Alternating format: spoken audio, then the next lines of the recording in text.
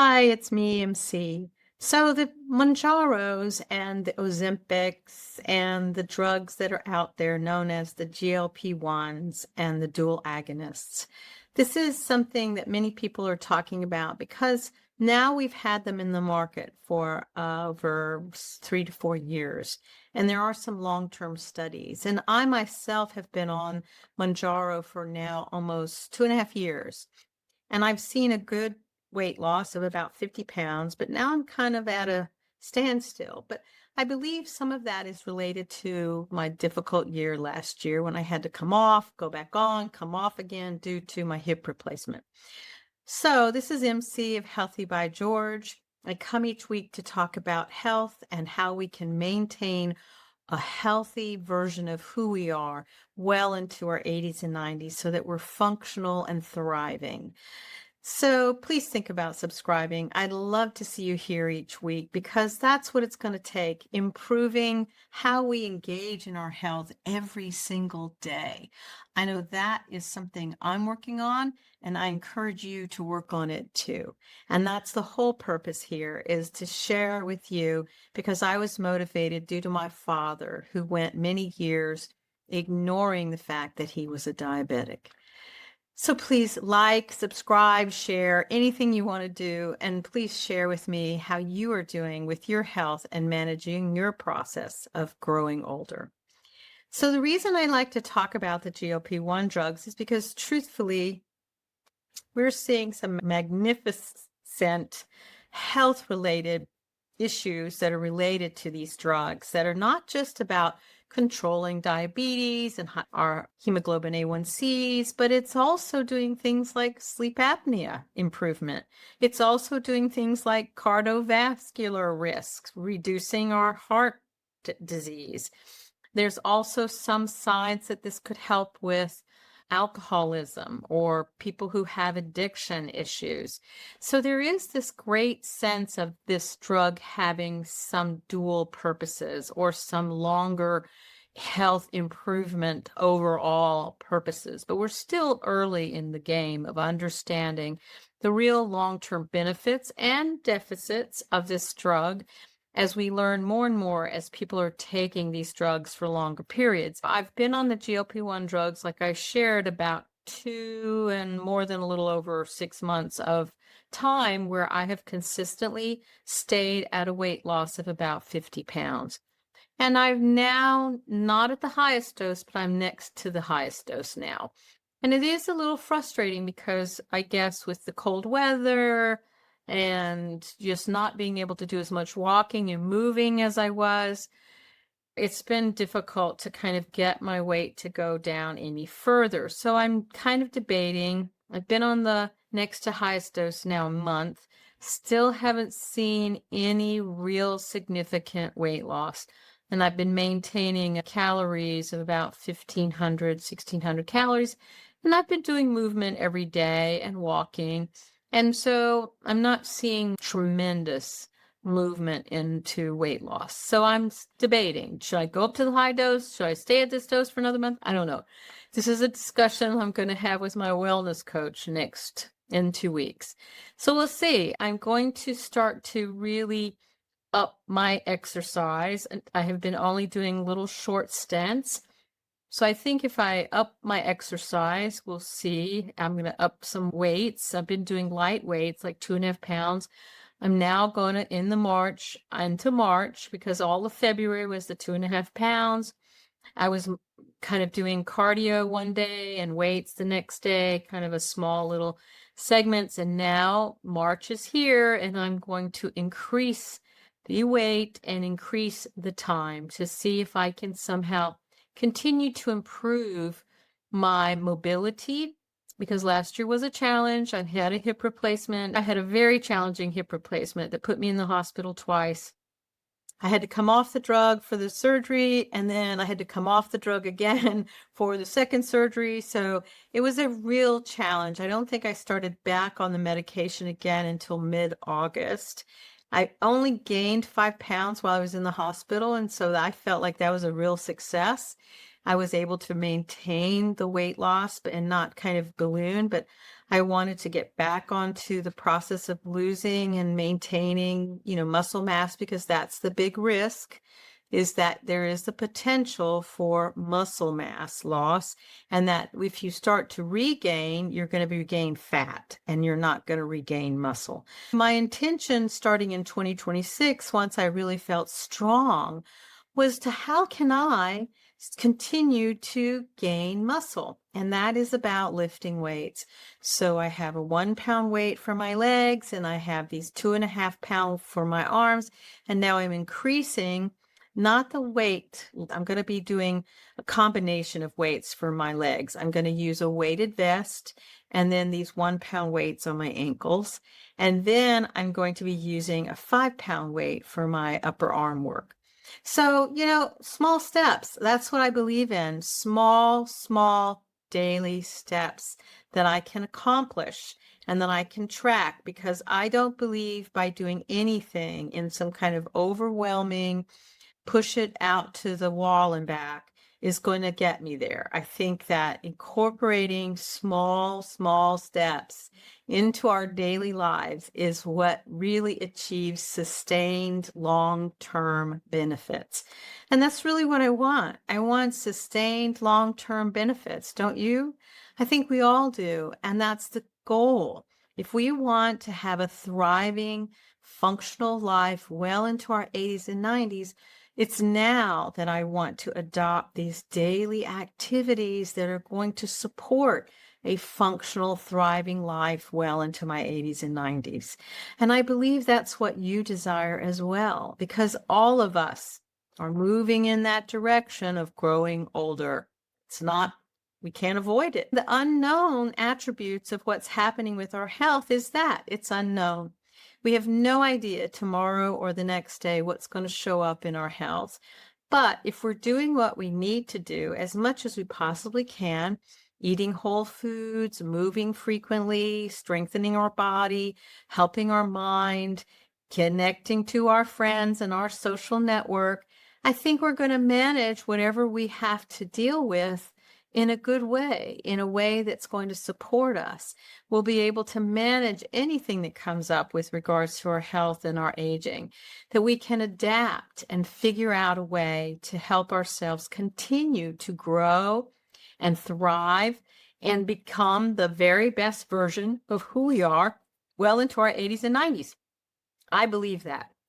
I feel like the science tells us that if we do as much as we can daily, invest in who we are wholly, that we can truly be the best version of who we are for as long as we're going to be on this planet. And I want that for you. I want that for myself. And I want that for us to understand that daily engagement, even if it's a little bit, is going to move us in that direction.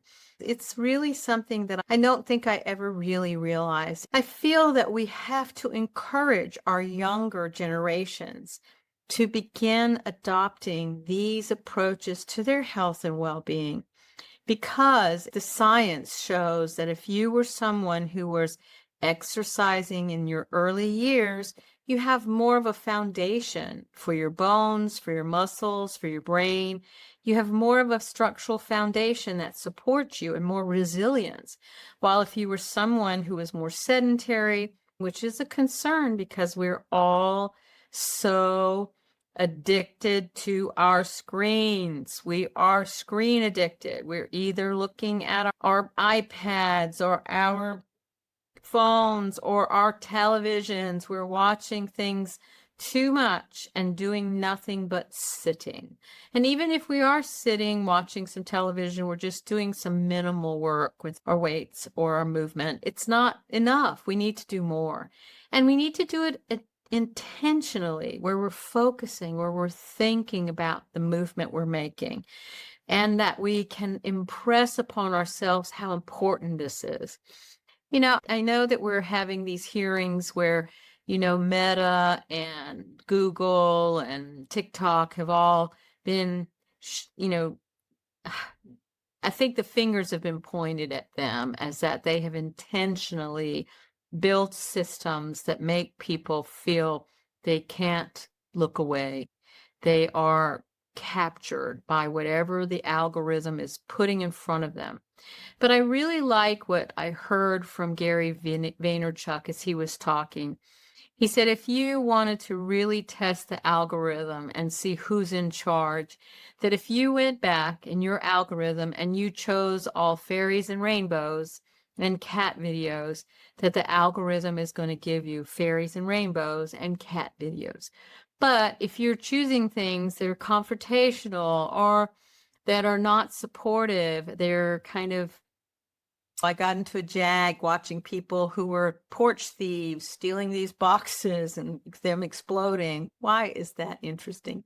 It's not. I don't know why, but somehow I got a little bit drawn in by that because I'm sitting there thinking, why are these people running up to these porches and letting these things explode all over them? And then I think to myself, this is all just somebody filming this for the fun of it. I don't think that this is real. It's like, is some of this stuff real or is it AI generated? I don't know. But I'm letting go of those porch thieves, those stupid videos. I'm letting go of it. But I don't know what happened to me. I went down a little black hole there. So yes, we all struggle with this crazy, crazy process of doom scrolling. I'm letting that go. I truly am. It's a waste of time. And I really am focusing on how can I do more reading? How can I do more writing? How can I get more content here? Because I really do want to share because every single day I'm engaged in research. Every single day in the job, I'm doing all kinds of things to think about research. Research that I'm conducting, research that other people are conducting, and helping other researchers figure out how to navigate regulatory processes. And I think it's about coming to the process with a sense of humility and compassion. And that's what I'm bringing to myself, and I'm bringing it to you too. We all have to have humility about how we are behaving. And we don't have to beat ourselves up. We can let it go and say, okay, that was yesterday. Today's a new day. I'm going to make a different effort about how I'm engaging in my life, and I hope that you will do likewise in being someone who is intentional about moving and strengthening my body. And yes, I am going to be using the GLP-1 drugs, the Mounjaro, and I doubt that I'm ever going to really come off of it. I might be someone who stays on a microdose after I get to a targeted weight, but I'm not there yet. I would really like to lose another 20, 25 pounds, but I want to do it so slowly. I don't want to do it fast. I don't want to have, the fat to be gone from my face. I really want it to be gone from other parts of my body, but I also want to be building muscles while I'm doing that. It's not easy. I think our bodies are complex. I think everyone's body is unique, and how they interact with strength building and how your body eats food and desires nutrition is different. Everyone is unique. And what we all must do is what is called the research of one. We must do the research of one and figure out what makes things work for us. Only that is going to be what truly works in the end. Nothing is a silver bullet. We will always have to do things, I think, that are multi-pronged when it comes to health. We have to do things about how we engage mentally and physically. Wellness is about a whole approach. It's not about just doing a medication only. It's about how do we engage with our nutrition? How do we engage with our social networks? How do we engage with ourself and our mental well-being? All of these things matter. And I really can't impress upon you how much it matters, because it's not something we as researchers have really rolled our sleeves up to understand. But now, because we have more tools than ever before, we can start to understand more about how holistically things need to be considered for real wellness. And so that's really the pot of gold at the rainbow, is that we need to think of ourselves as a whole being, and we're not just one slice of something, and that we need to be thinking comprehensively. What is my environment like? Who is it that I socially connect with? What do I eat nutritionally? Am I in a place where I can't afford certain nutritious foods? And how can I balance that? All of these things are things we have to consider. And I truly, truly want to bring information that's going to help everyone figure out for themselves what works for you. I can share with you what's working for me and maybe things that could possibly work for you, but only through your own self-discovery can you figure out what works for you. So be well, my friends. We have this one precious life. Let's live it to the fullest. And let's be intentional about how we're doing things for our health and well-being so that we can be the very best version of who we are well into our 80s and 90s. I'll see you next week, so take care until then. Bye-bye. So thank you so much for joining me at Healthy by George. I hope you found the information inspiring and that it encourages you on your wellness journey. Because remember, your body, your well-being are a most precious gift, and every tiny action taken daily can make a huge difference. I hope the information here is educational purposes and is not meant to replace your medical care. See your doctor and talk about what works for you. If you enjoyed today's content, don't forget to give it a thumbs up and subscribe to my channel. Your support means the world to me, and it helps me continuing creating content that inspires and empowers you to live your best life. Goodbye for now, and join me again at the next Healthy by George.